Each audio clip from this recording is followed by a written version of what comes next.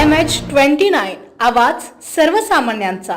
वक्फ board के पूर्व CEO का पुसद में सेमिनार, संशोधित कानून का डटकर करे मुकाबला। पूर्व वक्फ बोर्ड के सीईओ अब्दुल रऊफ शेख ने वक्फ संशोधन अधिनियम 2025 की आलोचना करते हुए कहा कि ये कानून असंवैधानिक और अल्पसंख्यक विरोधी है।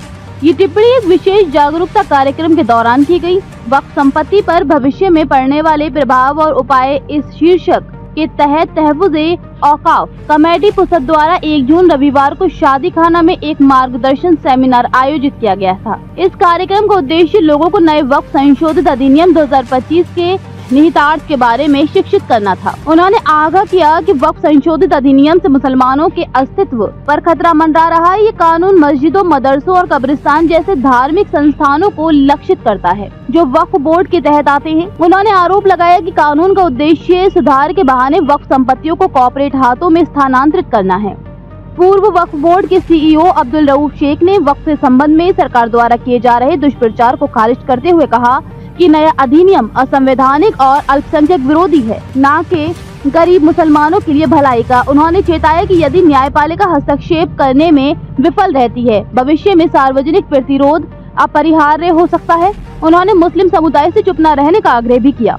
अगर हम अब विरोध करने में विफल रहते हैं तो हमारी बहुत पहचान और अस्तित्व दांव पर होगा। इन शब्दों में उन्होंने उपस्थित सभी ट्रस्टियों को चेतावनी दी।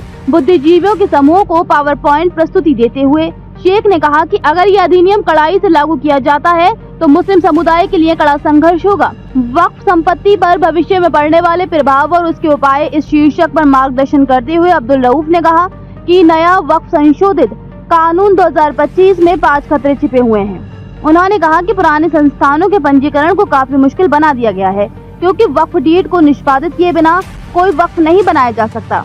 उन्होंने कहा कई संपत्तियां सदियों पुरानी हैं और अभी तक पंजीकृत नहीं हैं।